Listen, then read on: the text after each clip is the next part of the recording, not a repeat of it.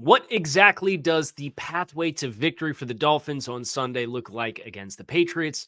We're here to talk about it here today on this episode of Locked On Dolphins. You are Locked On Dolphins, your daily Miami Dolphins podcast, part of the Locked On Podcast Network, your team every day.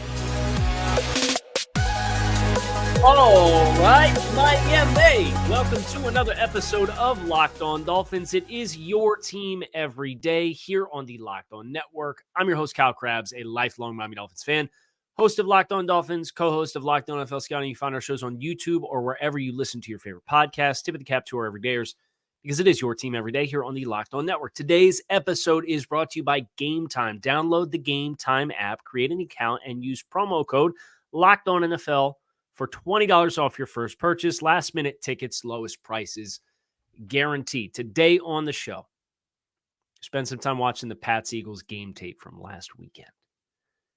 What exactly did they do?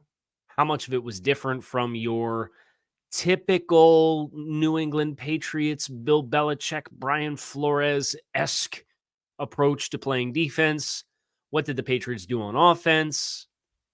We got you covered. So, offensively, when the Dolphins have the football against the Pats, I think the first thing that becomes very apparent is this is where the Josh Boyer, Brian Flores imprint left on the quarterback does have value.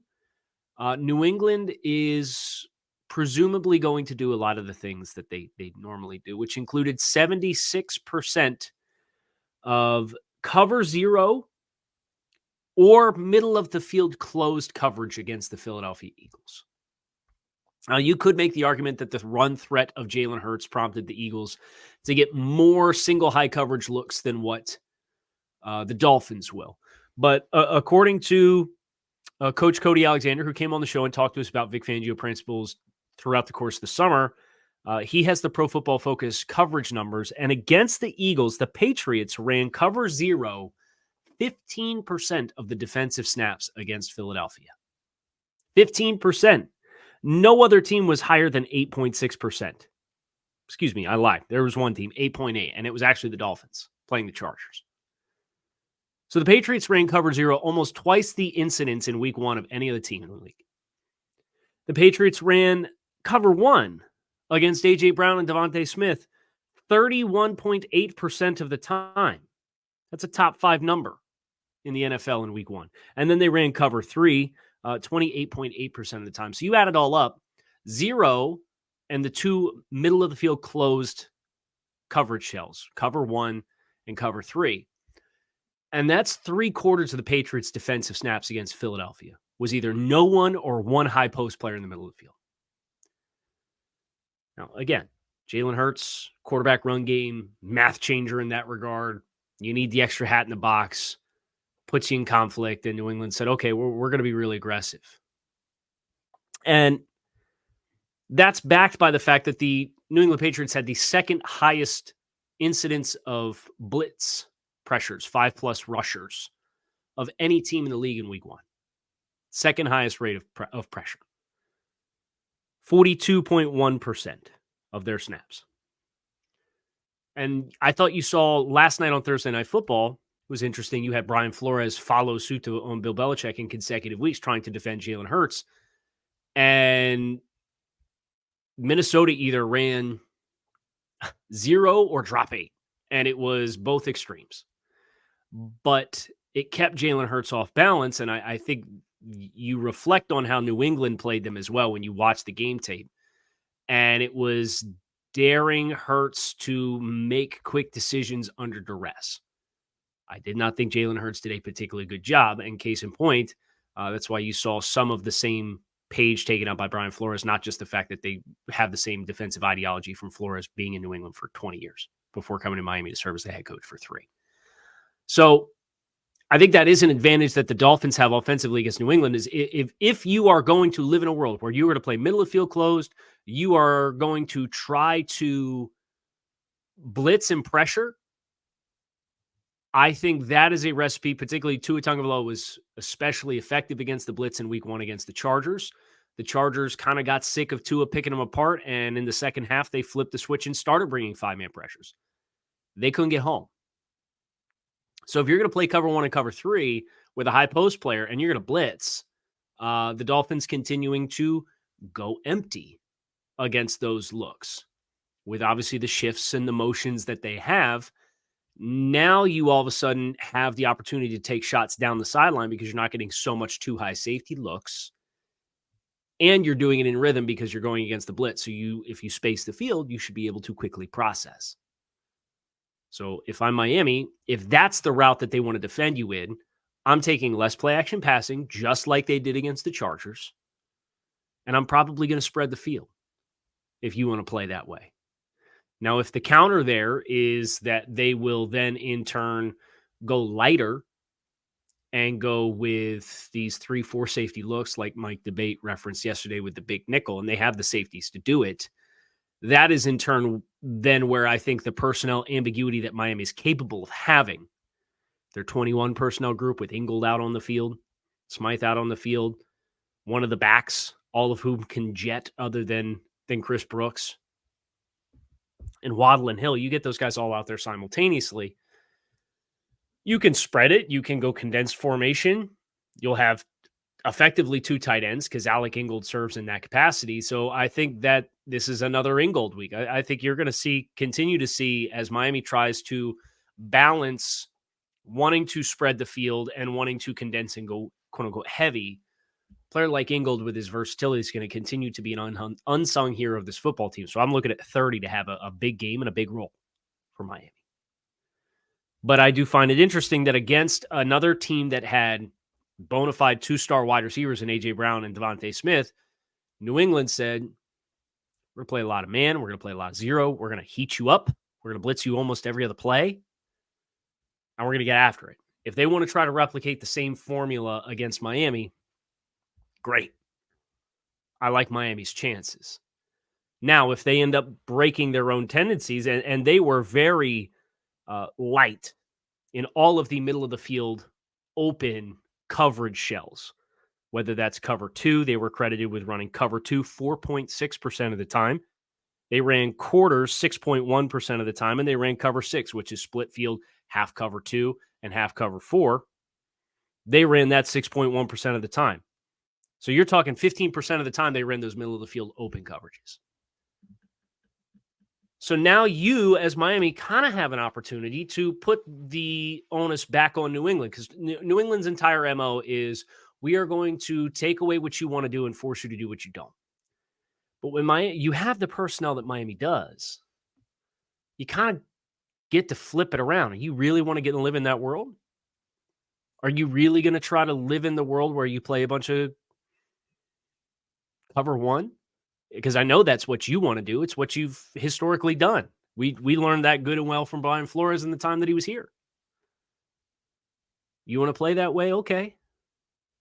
Or do you want to get out of what you do and try to play conservative and have 2 high safeties? And how do you utilize and implement Jelani Tavai and Juwan Bentley, who are big-time thumpers, big-time hitters in the run game?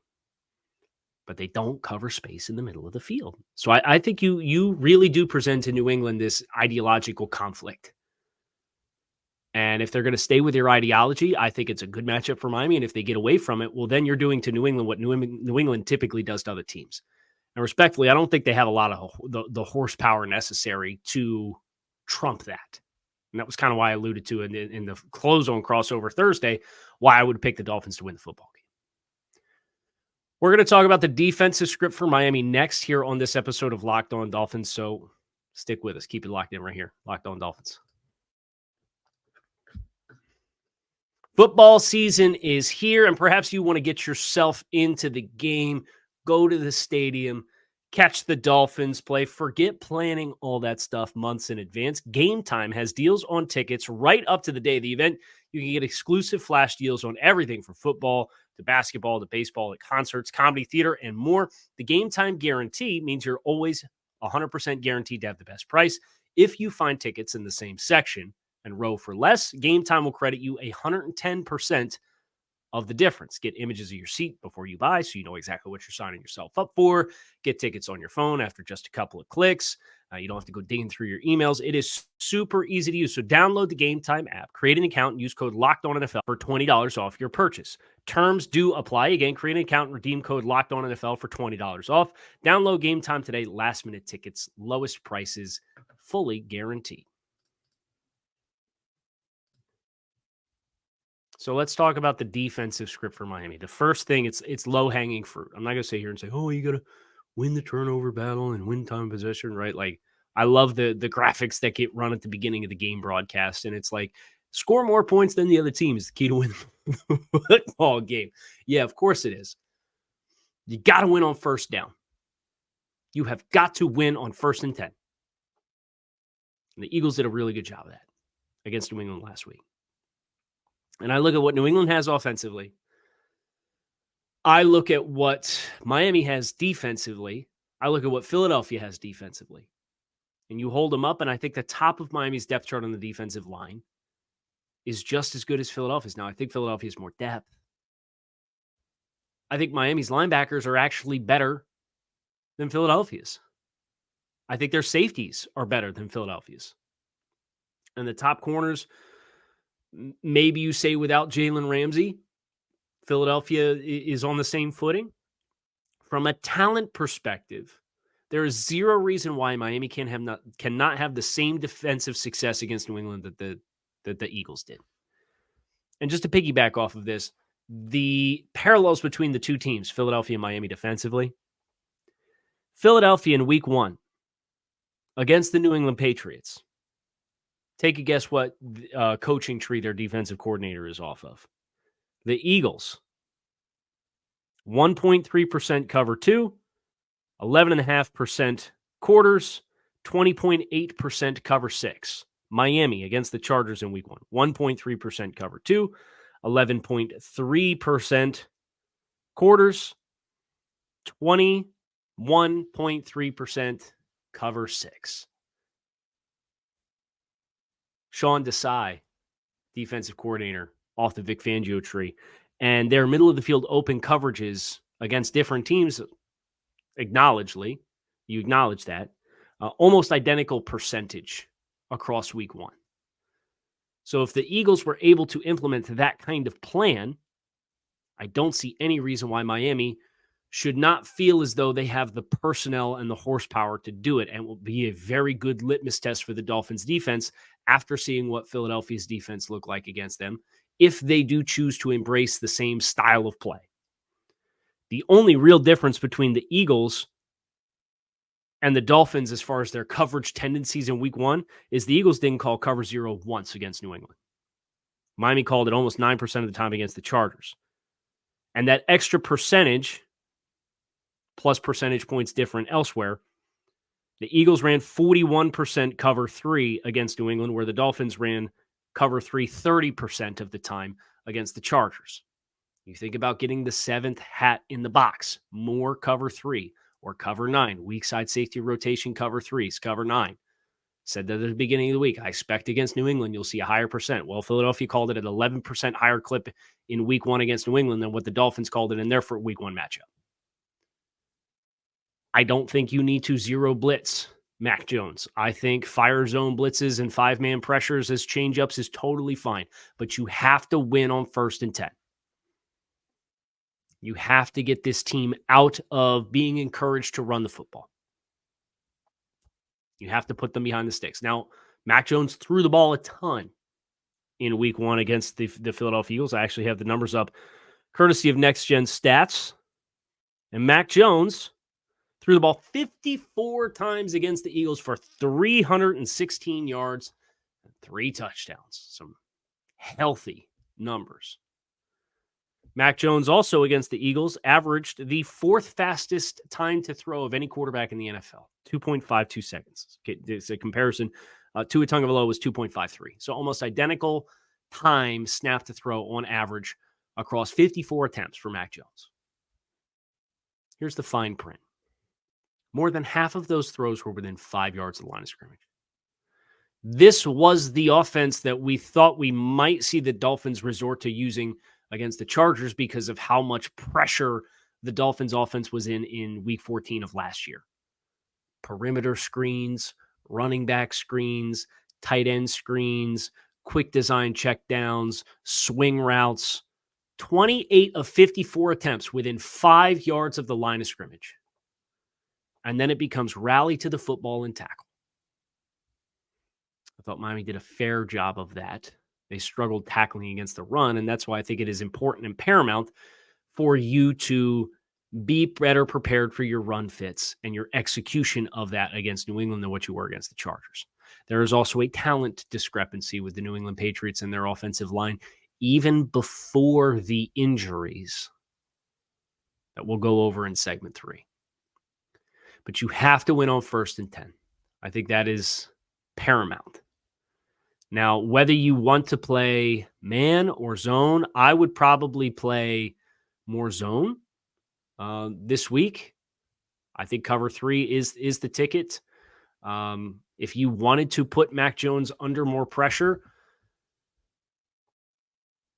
I would just encourage you, based on the average time to throw and Mac Jones' ability to negotiate. I mean, he was under constant duress from Philadelphia. Jalen Carter, rookie, first-round pick, 9th overall, had led the NFL in pressures in week 1. And I know, once upon a time, Dolphins fans, because it was Jalen Phillips, and we were frustrated with his play. Well, not we, the collective we was frustrated with his play. We didn't care about pressures, right? Pressures is extremely valuable. And Jalen Carter was tearing the interior of that offensive line apart.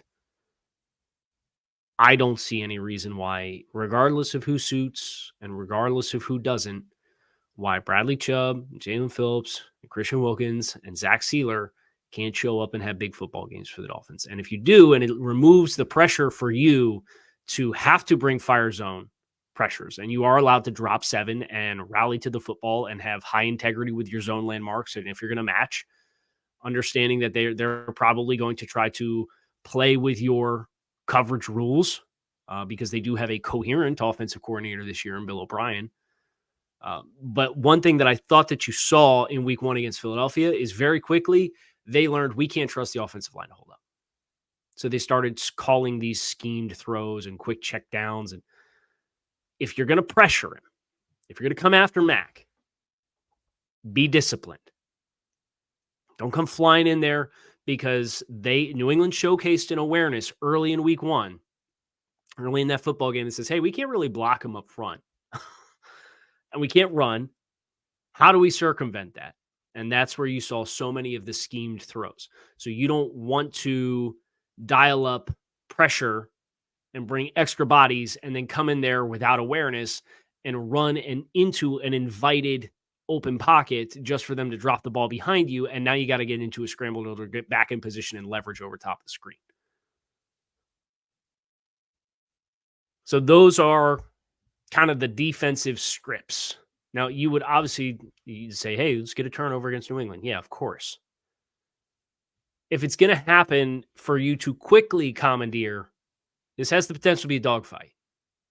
If you're going to quickly commandeer the football game, you have to land an early haymaker and put them on their heels and do what Philadelphia was able to do. Philadelphia went down the field, kicked the field goal. They stalled out in the low red zone. Then they get a pick 6. And all of a sudden, it's a 2-score game early. And New England has to kind of methodically claw their way back. And, credit to New England. They stayed scrappy on defense. They had some holds. They continued to pressure Jalen Hurts into bad decisions or making quick decisions that weren't necessarily optimal decisions. It was raining.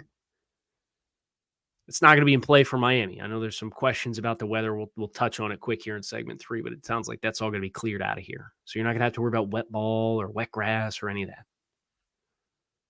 Land a haymaker early and force them, just like I think you have the personnel to do defensively, and you potentially have the personnel to do it off when the Patriots have the ball as well. But you can kind of coach around it a little easier. Put them in high stress. Get on top of them by more than 1 score early. That's obviously key to winning any football game. But if you want to commandeer it the way that a lot of Dolphins fans think that they're capable of doing it, That's how you do it. Now, we are going to talk about some of the peripherals. We're going to talk about the injury report. We got an update on Teron Armstead. We got an update on some of the Patriots players. We've got this hurricane kind of tropical storm passing through the East Coast. We'll talk about all that in segment 3 as we bring this episode of Locked On Dolphins to a close. Stick with us. But before we go any further on today's show is sponsored by BetterHelp. You ever just find that you're just trying to fall asleep? You have racing thoughts that keep you up at night, anxiety, thinking about all the stuff you got to do, thinking about all the things you didn't do. Turns out one great way to make those racing thoughts go away is to talk through them. Therapy gives you a place to do that so you can get out your negative thought cycles and find some mental and emotional peace. If you're thinking of starting therapy, give BetterHelp a try. It's entirely online. It's designed to be convenient, flexible, and suited to your schedule. Just fill out a brief questionnaire and get matched with a licensed therapist and switch therapists at any time for no additional charge. Get a break from your thoughts with BetterHelp. Visit BetterHelp.com/lockedon today to get 10% off your first month. That's BetterHelp, HELP.com/lockedon. And of course, with the week 2 of NFL off and running, it's a great chance for you to get in the action yourself. Prize Picks is the largest independently owned daily fantasy sports platform in North America. They are the easiest and most exciting way to play daily fantasy sport because it's not just you against thousands of other people. It's you versus the numbers. It's you versus the house. No pros and sharks here. You just pick more or less on 2 to 6 player stat projections and watch the winnings roll in. Prize Picks offers weekly promotions that can lead to even bigger payouts like Taco Tuesday. Each Tuesday, Prize Picks discounts select player projections up to 25% to provide even more value. Prize Picks now offers Apple Pay for quick and easy payouts and deposits into your account this football season. So go to prizepicks.com/lockedonnfl and use code LOCKEDONNFL for first deposit match up to $100. That is prizepicks.com. Promo code LOCKEDONNFL for first deposit match up to $100. So as far as the injury report goes for this football game, Miami's got some good momentum. Teron Armstead practiced for the second consecutive day. Teron Armstead also out of the red jersey, the red non-contact jersey for the second day of practice.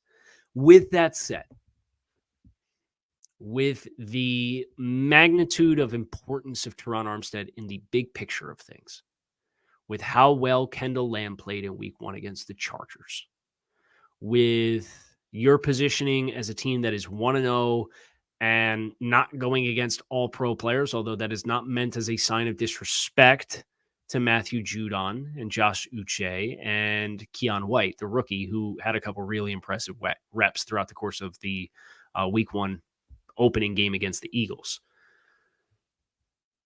I would not be overly eager to harshly rush him back. That is just my personal opinion. Unless Teron Armstead looks absolutely positively 100% fully ready to go, I would stick with Kendall Lamb for another week and see how Teron Armstead looks after a couple of days of no practice on the weekend and then starting the following week, kind of in cycle. That's how I would handle Teron. Now, Elijah Campbell, who's been limited to practice this week as well. I don't exactly know where he's at from a recovery standpoint. If he's back, it's huge boost for the Dolphins special teams. It's huge boost for the Dolphins safety depth. But I know everybody's eyes for the Dolphins are on the status of Teron Armstead. I personally, if I had to guess right now, I would guess you do not see Teron Armstead in week 2. As far as New England goes, this is hefty. There's a lot of names of note on here. And I'm not trolling or anything like that.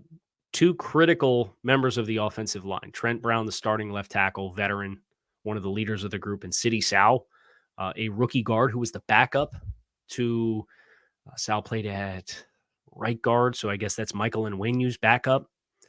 Both did not practice on Wednesday or Thursday with concussions. And a little further context on that, there was not a single player for the New England Patriots in the entirety of the 2022 season who was put on the injury report and put into concussion protocol that played in the game that same week all year long.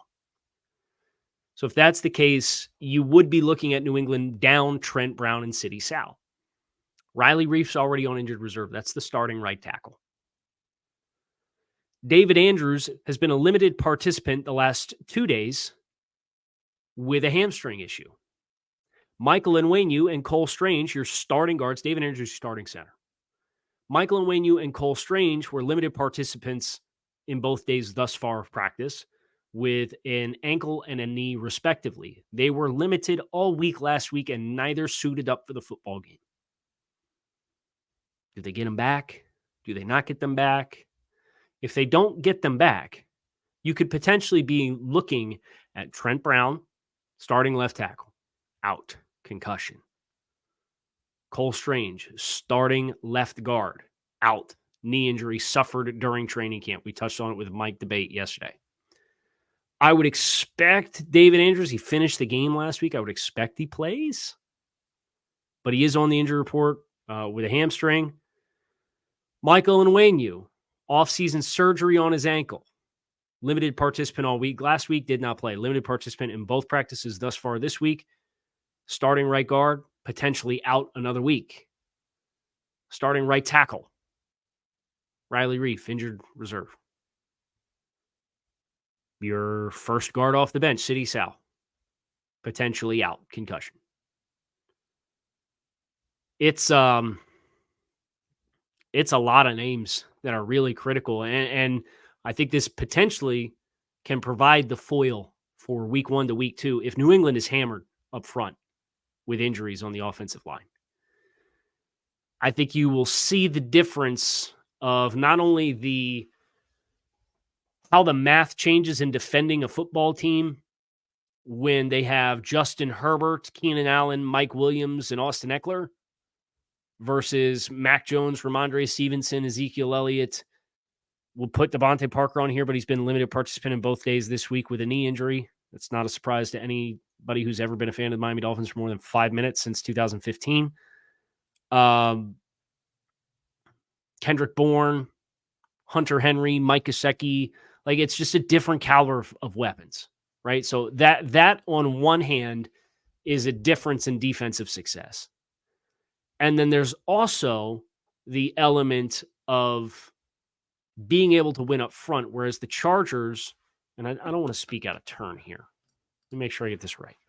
I'm going to pull up the Locked On NFL Scouting roster database, which is all of the studies that Joe and I did over at Locked On NFL Scouting over the course of the last several months, kind of grading all the players on all the teams. So if I look at sortable scoring and I list the teams in the NFL based on where their offensive line ranks, the Chargers ranked as the 6th best offensive line in football. Behind the Eagles, the Lions, the Chiefs, and the Falcons. 6th best offensive line in football. Now, New England, at its peak, ranks 11th. Miami's at its peak with Teron Armstead ranks 14th. But if you go to backups at every spot, if you go to backups in 4 spots, this is potentially a bottom 8, bottom 5 offensive line in football. So that, if you're looking for something to kind of dial in on, that's where I would look at 4 o'clock when the injury report comes out and you get a little bit of a better idea if Trent Brown's going to be able to go. And then conversely, you wait until the inactives come out 90 minutes before the game and you're going to wait to see what's the status of Onwenu and Cole Strange. That has a potential to throw a major wrench in New England's opportunity to dictate terms. I don't think the weather will. From all of the weather reports, it sounds like everything is going to be out of the area by Saturday night. Of course, that's maybe a break that you get if the storm breaks a little bit more west than they're expecting. You don't play till Sunday night. The grass might be a little wet, but at least you won't have to worry about the totality of inclement weather and rain and your ability to throw the football and so on and so forth.